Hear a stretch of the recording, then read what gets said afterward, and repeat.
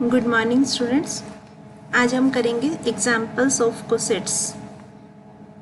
Cosets पढ़ा आपने, इसके कुछ एग्जाम्पल्स हैं। क्या होता है कोसेट कि जी एक ग्रुप है, एच सब ग्रुप है, तो जी के एक एलिमेंट के कॉरेस्पॉन्डिंग हम एच के सारे एलिमेंट्स को या तो मल्टीप्लाई करके या ऐड करके, whichever is operation in G या एच, जो भी ऑपरेशन है उसके अकॉर्डिंग हम न्यू सेट्स बनाते हैं जिसको हम नेम देते हैं कोसेट।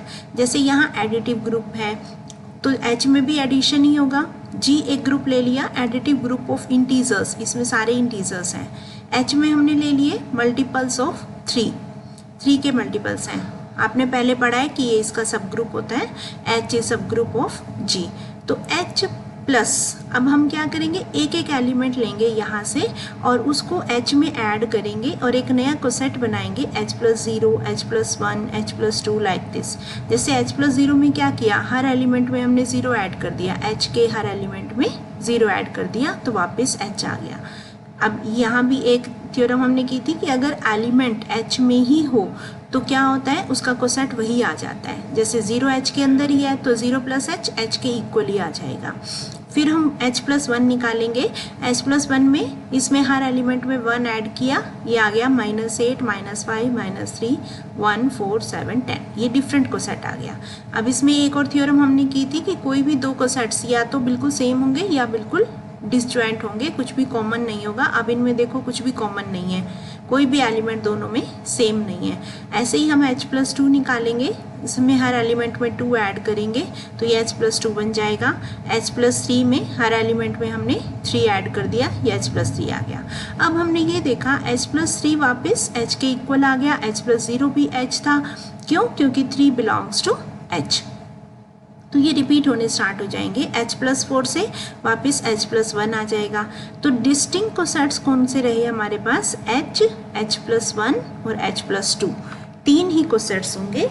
एक और चीज़ हम इसमें देखते हैं कि अगर हम इन तीनों की यूनियन ले लें, एच प्लस 1, एच प्लस 2, तो उसमें क्या एलिमेंट्स आएंगे, 0, 1, 2, फिर 3, 4, 5, फिर 6, 7, 8, 9, 10, 11 सारे आ जाएंगे। इधर से -1, -2, -3, -4, -5, -6, यानी कि ये पूरा जी बन जाएगा।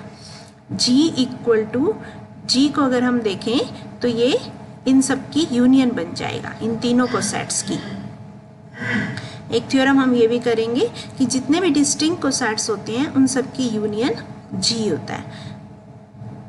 देखो, G is union of this right cosets. Similarly we can find the left cosets. अब ये अबेलियन ग्रुप है, उसके लेफ्ट कोसेट्स भी सेम ही होंगे। ऐसे ही हम एक और एग्जाम्पल करते हैं, G is the group of all integer under usual addition and H is 5n। जैसे हमने 3n लिया था, इसमें 5n ले लिया, तो ये डिफरेंट कोसेट्स बन जाएंगे, एच प्लस 0, एच और एच प्लस 0 तो सेम ही होंगे, एच प्लस 0, 1, 2, 3 और 4, 5 के बाद फिर रिपीट होना स्टार्ट हो जाएंगे। सेम वही थ्योरम्स इसमें अप्लाई हो जाएंगी। अब इसकी एक मेन थ्योरम है कि a b 2 elements of a group, H be any subgroup, then H a is equal to H b. कोई भी दो कोसेट्स अगर इक्वल हैं तो क्या होगा, a into b inverse belongs to H होगा, और अगर a b inverse belongs to H है तो दोनों के ए और बी के कोसेट्स सेम होंगे। कोई भी दो कोसेट्स या तो सेम होते हैं या फिर डिस्टिंक्ट होते हैं, बिल्कुल कुछ भी कॉमन नहीं होता। तो अब हमें क्या प्रूव करना है कि दो एलिमेंट्स हैं ए और बी, कि इन दोनों के कोसेट सेम है, एच ए और एच बी। तो अगर हम ए बी इनवर्स एक न्यू एलिमेंट बनाएं तो वो एच में होगा, और अगर ए बी इनवर्स एच में है तो H a equal to H b होगा। सिमिलरली लेफ्ट वाली साइड से आप कर सकते हो, तो उसमें ए इनवर्स बी लिख सकते हैं, a b inverse b, a inverse b कुछ भी लिखो, क्योंकि एच सब ग्रुप है तो इसका इनवर्स भी इसमें होगा, इनवर्स करेंगे तो बी इनवर्स ए बन जाएगा। आप कुछ भी ले सकते हो। इसको कैसे प्रूव करेंगे कि सपोज पहले हम मान के चलते हैं कि एच ए और एच बी इक्वल हैं। मान लो एच ए और एच बी दो कोसेट्स इक्वल हैं और ये प्रूव करना है कि ए बी इनवर्स एच में है। अब हम देखते हैं, ए तो एच ए में होगा ही होगा, क्योंकि E into A H A में होगा, ए एच ए में है और एच एच बी के इक्वल है तो ए एच बी में भी हो गया, ए बिलोंग्स टू एच बी। अब ए एच बी में है तो ए इंटू बी इनवर्स किस में होगा, H b into b inverse, दोनों साइड बी इनवर्स लगा दिया, और बी इनवर्स क्या बन गया, आइडेंटिटी, तो यहाँ बच गया एच, तो ए बी इनवर्स किस में आ गया, एच में। ये प्रूव हो गया। फिर हम मान के चलते हैं let a b inverse belongs to H और प्रूव करना है एच ए और एच बी इक्वल है।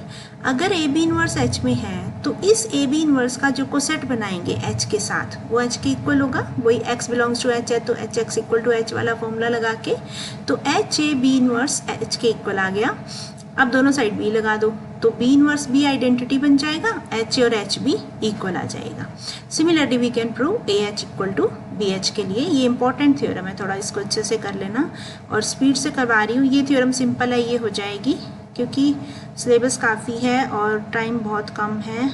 नेक्स्ट एग्जाम्पल है find the right coset decomposition with respect to subgroup H and show that G is union of all such right coset। ये right coset decomposition क्या होता है कि G एक group है, H सब ग्रुप है, H के सारे कोसेट्स निकाल लो, राइट कोसेट्स G के अंदर जितने भी होते हैं उन सब की अगर हम यूनियन लेंगे तो वो G होगा, उसको हम बोलेंगे right set decomposition of G। अब आपने पढ़ा हुआ है कि या तो ये डिसजॉइंट होंगे या आइडेंटिकल होंगे।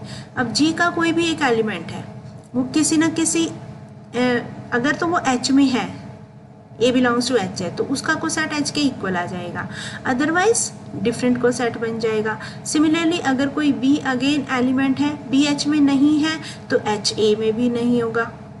अगर एच में नहीं है, एच ए में भी नहीं है तो इसका एक और कोसेट बन जाएगा एच बी। तो इस टाइप से हम डिफरेंट कोसेट्स बना लेंगे और सबकी यूनियन लेंगे तो वो जी आ जाएगा। ये सिंपल है, पढ़ लेना। उसके बाद है इंडेक्स। इंडेक्स क्या होता है, जितने हम डिस्टिंक्ट कोसेट्स बनाते हैं एच के जी में, जैसे कि फर्स्ट एग्जांपल में हमने 3 बनाए थे, H, H plus 1, H plus 2, 3 cosets आ गए डिस्टिंक्ट, उसके बाद वो रिपीट होना स्टार्ट हो गए। तो जितने डिस्टिंक्ट लेफ्ट कोसेट्स या राइट कोसेट्स होंगे एच के जी में उसको हम कहेंगे index of H in G और उसको डिनोट करेंगे इस नोटेशन से, index of H in G, number of distinct right cosets of H in G. जैसे ये एग्जाम्पल लिया हुआ है कि G एक एडिटिव ग्रुप है, H में 4 के मल्टीपल हैं तो इसके कोसेट्स बनेंगे distinct H, H plus 1, H plus 2, H plus 3, उसके बाद वो रिपीट होना स्टार्ट हो जाएंगे। तो कितने हो गए 4, तो इसका इंडेक्स बन गया 4। उसके बाद ये कॉन्ग्रुएंस मॉडलो सब ग्रुप है,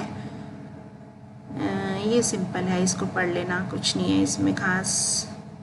इक्विवेलेंस क्लास होती है AB equivalence class corresponding to A, then prove that equivalence class of A is equal to HA। equivalence class क्या होती है, रिलेशन के corresponding होती है। देखो ये रिलेशन हमने क्या डिफाइन किया है, इक्विवेलेंस रिलेशन की A is congruent to B mod H if and only if AB inverse belongs to H। अगर ए बी इनवर्स एच में है तो ए बी के कॉन्ग्रुएंट है और अगर ए बी के कॉन्ग्रुएंट है तो ए बी इनवर्स एच में है, मॉडुलो एच, ये हम मान के चल रहे हैं। ये सिंपल है, इसको रिफ्लेक्सिव, सिमेट्रिक, ट्रांजिटिव से प्रूव कर देना। तो इसकी इक्विवेलेंस क्लास में कैसे एलिमेंट्स आएंगे, जो जो इसके कॉन्ग्रुएंट है। अगर वो इसके कॉन्ग्रुएंट है, मान लो बी इसके कॉन्ग्रुएंट है तो ए बी इनवर्स एच में होगा तो H a equal to H b हो जाएगा। ये हम पीछे पढ़ चुके हैं, अगर a b inverse belongs to H है तो H a equal to H b होगा। तो दोनों एलिमेंट्स के कोसेट सेम होंगे। इसका मतलब जितने भी इसमें एलिमेंट्स हैं इसके कॉन्ग्रुएंट हैं उन सब का कोसेट एच ए होगा तो वो ऑटोमेटिकली एच ए के इक्वल आ जाएगा। इसको पढ़ लेना। मेन थ्योरम है अब ये, order of each subgroup of a finite group is divisor of order of group, Lagrange's theorem बोलते हैं इसको हम। ये इंपॉर्टेंट थ्योरम है, इसको अच्छे से कर लेना।